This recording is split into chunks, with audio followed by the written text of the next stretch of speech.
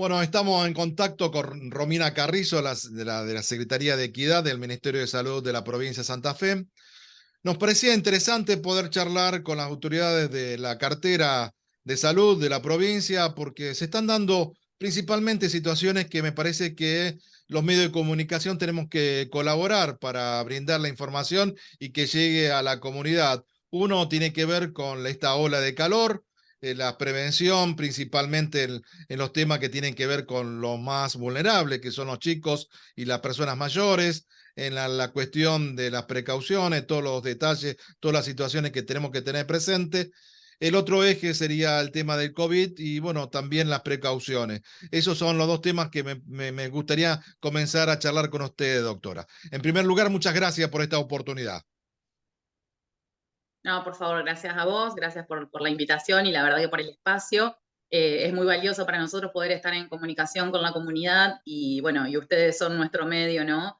Así que muchísimas gracias por el espacio nuevamente. Como bien vos decías, ahora estamos atravesando temperaturas muy altas y esto lleva, ¿no? a cuadros de salud que sobre todo son las poblaciones más vulnerables, como nombrabas, los niños, sobre todo menores de 5 años y aquellas personas mayores, adultas mayores que, bueno, que por ahí tienen alguna enfermedad, ¿no? Y bueno, son aquellos dos extremos donde tenemos que prestar más atención. Pero esto no significa que las personas que quedan por entre medio de estos grupos no tengan que tener la precaución también.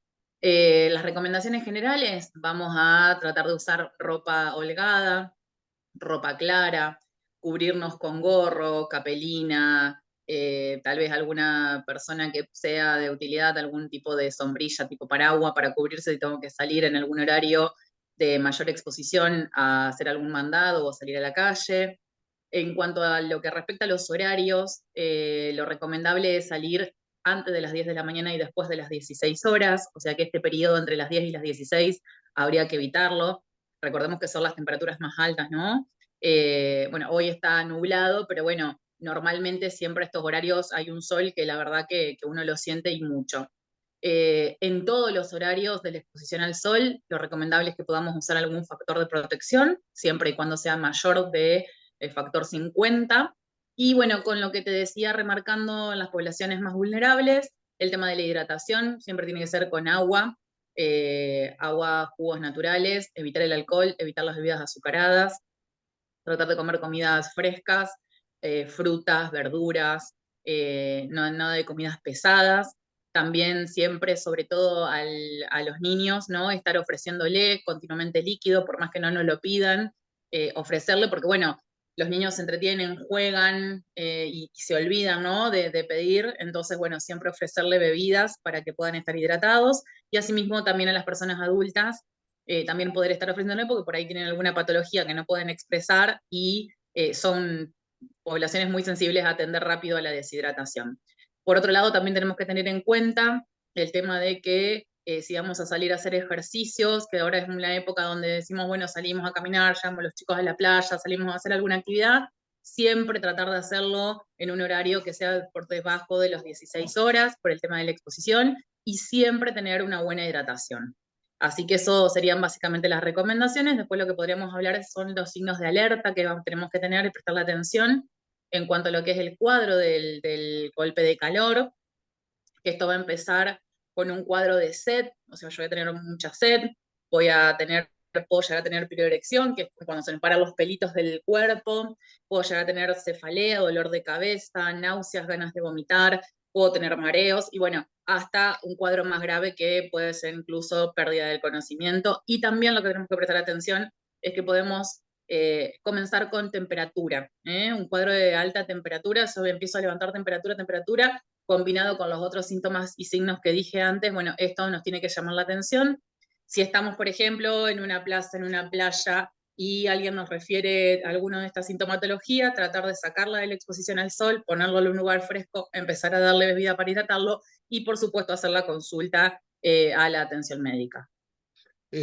Siempre se recomiendan los 2 litros para las personas adultas, más allá que, como usted bien lo dijo, a veces no se tiene este hábito, pero es agua exclusivamente 2 litros, al buen funcionamiento del organismo y además también a los chicos, ¿no? Que muchas veces se prefieren algún tipo de gaseosa, algún jugo que tiene, eso está excluido. Y la otra cuestión que me parecía también importante decirlo es que tengamos en cuenta también el descanso, ¿no? Porque los chicos juegan muchas veces en los horarios que no son apropiados, que dormir bien también ayuda a pasar estas circunstancias tan difíciles como estas altas temperaturas, y creo que también eso es un buen consejo. Sí, por supuesto, siempre tratar de hacerlo en un lugar que pueda tener una ventilación, que pueda tener un lugar donde pueda estar fresco, como bien vos decías. También por ahí inculcarle, ¿no?, a los niños que tienen que tener una cierta hora de descanso, que no es que lo voy a decir, bueno, porque está dentro del, por ejemplo, ¿no? Está dentro de la pileta o dentro del piletín y lo dejo y está expuesto al sol un montón de horas, bueno, eso no, tampoco es bueno. También el tema de la alimentación, y como bien vos decías, el tema del agua. El agua son 2 litros, lo que se recomienda 2 litros diarios. Después puedo tomar infusiones, puedo tomar tereré, que ahora es la época del tereré, algún té frío, algún té helado, puedo tomar, hacer jugos, agüita, limonada, que somos muy por ahí de estar haciendo este tipo de jugos, pero es básico el tema de tomar los 2 litros de agua, porque como bien vos decías, no es solo por la hidratación en este momento con las altas temperaturas, sino también para un buen funcionamiento del organismo. Doctora, el otro tema que me parece que también no podemos dejar de aprovechar esta oportunidad es volver a recalcar la necesidad de completar el esquema de la vacunación COVID. Hay gente que todavía quedan pendientes algunas de las tandas que estaban obligatorias, y principalmente algunas vacunas que la recomendación sigue estando presente, ¿no? La Sinopharm, que se han dado en algunos casos, tenemos que tener refuerzo. ¿Cómo es el esquema? Y además ocupándonos que en esta época hemos tenido un pico de los casos tanto en el país como en nuestra provincia. Sí, bueno, como señalabas, nosotros hemos tenido números, la verdad que preocupantes en estos últimos tiempos, si bien ahora estamos viendo que no es tanto el ascenso de los casos, pero sí seguimos registrando casos a nivel semanal y a nivel provincia, que se refleja también en Nación. Lo que tenemos que tener en cuenta es esto que vos decías. A excepción de la gente que se vacunó con Sinopharm, que el esquema básico son 3 dosis. Las otras dosis, por ejemplo, todo lo que era AstraZeneca, la Sputnik, bueno, esas son solo 2 dosis. Entonces ahí empezamos con los refuerzos. A los mayores de 18 años, al día de hoy tenemos autorizado el tercer refuerzo, o sea, sería la quinta dosis. Pero la particularidad es que aquellas personas que tienen Sinopharm es el sexto pinchazo, o sea, su tercer refuerzo es el sexto pinchazo.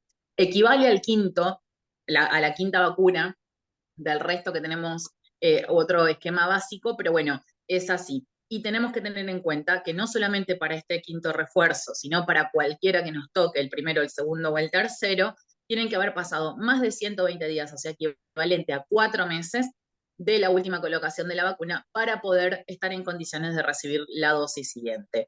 En estos momentos estamos vacunando con vacuna Moderna, que está disponible en cualquiera de nuestros vacunatorios, se pueden acercar de manera espontánea, no necesitan estar recibiendo un turno, por lo cual pueden consultar. Si no tengo el carnet porque lo perdí, no lo encuentro, con el DNI me acerco hasta el centro de salud, a los vacunatorios móviles que tenemos aquí en la ciudad también, por ahí si pasamos justo, estaba dando vuelta, vine a hacer algún trámite o algo y vi el vacunatorio, puedo consultar qué es la vacuna que si tienen que me corresponde, me la puedo colocar, no solo las de COVID, sino también completar el esquema del calendario obligatorio, que esto es muy importante, tanto la de COVID como las de calendario, para tener una buena prevención y una buena inmunidad en las enfermedades bueno, que tenemos ya la cobertura. Sí, el esquema fue bastante distinto en distintas localidades. Por ejemplo, aquí en la zona de la costa se vacunaron 2 dosis, por ejemplo, de Sinopharm.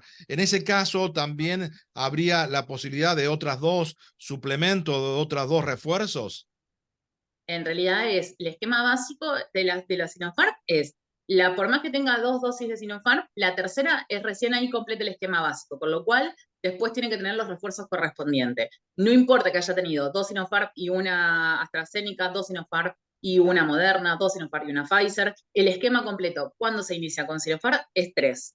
Ese es el esquema básico. De ahí empezamos a hacer los refuerzos. Bueno, esta declaración y cualquier consulta pueden ir a los centros de salud, averiguar si Por está dentro del supuesto. esquema o tienen que completarlo. Doctora, Exacto. otra cuestión que también se está dando y que los medios lo reflejan es que hay muchos casos de gripe o casos de resfrío que comúnmente la gente no consulta al médico, dice ya me va a pasar. Y esto puede también ser un COVID oculto, sin diagnóstico. Y me parece que siempre la indicación médica es lo más oportuno. Exacto, sí. A ver, nosotros tenemos que, gracias a que tenemos el 98% de nuestra población con un esquema básico completo y después con los refuerzos colocados, esto implica que tengamos altas defensas para lo que es el padecimiento del COVID. Entonces, esto es un cuadro clínico que es similar a las otras patologías respiratorias, ¿no? Entonces, es aquí donde tenemos que poder estar consultando para poder hacer un buen diagnóstico y de este modo cortar la cadena de contagio. A ver, uno puede estar con una congestión, una febrícula, una fiebre de 24 a 48 horas, bueno, tengo que consultar. Si veo que este cuadro se agrava, por supuesto, y más voy a consultar si soy mayor de 50 años, si tengo alguna enfermedad crónica, si tengo alguna patología o algún factor que me predispone a hacer una complicación, con más razón voy a estar consultando por una cuestión que no es solo decir, no, un resfrío que se me va a pasar, sino también poder prevenir las complicaciones que esto va a traer. Y la última pregunta, porque sabemos que este año en particular estamos en sequía y quizás no tengamos la presencia de dengue u otras enfermedades que hemos tenido en otros años. ¿Cómo se está dando? ¿Qué precauciones? Y aprovechando también la oportunidad para siempre hacer docencia y que la gente, nuestros televidentes también tengan los elementos oportunos para estos casos. Bien, bueno, nosotros como vos referías, no tenemos en estos momentos confirmaciones de ningún caso de dengue, sí estamos teniendo en lo que son provincias vecinas y países vecinos, por lo cual siempre la precaución es aquella persona, por ejemplo, que proviene de Brasil, que fue a hacer sus vacaciones, y a los 10 días aproximadamente, 7 a 10 días de haber vuelto de un lugar donde hay casos de dengue, comienza con un cuadro similar a una gripe, dolor muscular, dolor retrocular, puede tener algunas manchitas en la piel, fiebre, bueno, tiene que consultar porque tenemos el antecedente del viaje. Esto es algo que vamos a sospechar, que se confirma y se hace el diagnóstico por un laboratorio, pero sí tenemos que tener siempre la sospecha y más con el antecedente del viaje. De manera preventiva, podemos decirle a aquellas personas que vayan a viajar a los lugares donde tenemos casos confirmados de dengue, que puedan estar usando repelente, que este repelente pueda estar siendo removido y recolocado cada 2 o 3 horas aproximadamente, que puedan estar usando. Se cortó el audio, doctora. A ver, si podemos corregirlo. Se cortó ahí cuando me decía usted Ay, que cada 2 o 3 horas había que volver a ponerse repelente. exacto, sí. Y la parte de que puedan estar usando vestimentas largas de colores claros y bueno, tratar de, obviamente, siempre, ¿no? La prevención de en algún lugar donde veo que pueda llegar a tener, usarte las mosquiteras y demás. Pero lo principal es que ante uno haya estado, por ejemplo, en Brasil, cuando vuelvo, 7 o 10 días prestar atención si tengo alguna sintomatología compatible, por el hecho de que nosotros siempre lo que queremos hacer es identificar el caso, si bien se lea para hacer la atención médica, pero también para cortar la cadena de contagio. Y alacranes, hubo casos de alacranes porque también es algo que aparece mucho en verano en esta estación. La época. Sí, Eh, sí, hemos tenido casos de alacranismo, sobre todo siempre no, aquellas presentaciones más graves son en niños y siempre por debajo de los 5 años por una cuestión de que, bueno, es el peso del paciente y la predisposición de estos niños a hacer cuadros más graves. Se han resuelto todos, gracias a Dios, de una manera favorable. Pero bueno, sí, disponemos nosotros en estos momentos en el Hospital de Niños de Orlando Lacia con lo que es la medicación, con el suero antialacrán. Pero bueno, recomendarles a los papás, obviamente y siempre sobre todo a los niños más pequeños, que puedan estar siempre revisando, ¿no? Los lugares, que traten de sobre todo lo que es la cuna, cama, poder estar poniéndole protecciones tipo de plástico, o bien algunas vasijitas con agua para que el alacrán no pueda subir a la cama o a la cuna de los más pequeños, y siempre obviamente no estar revisando los calzados. Bueno, doctora, siempre es interesante charlar de estos temas porque creo que están en la agenda de las políticas públicas y la responsabilidad del Estado creo que es fundamental a la hora de llevar este esclarecimiento. Muchas gracias por su tiempo, su buena predisposición y seguiremos charlando en otra oportunidad. No, por favor, gracias a usted, como siempre le digo, por el espacio, que tenga buen día y bueno, a disposición cuando lo necesiten. Muchísimas gracias. Gracias.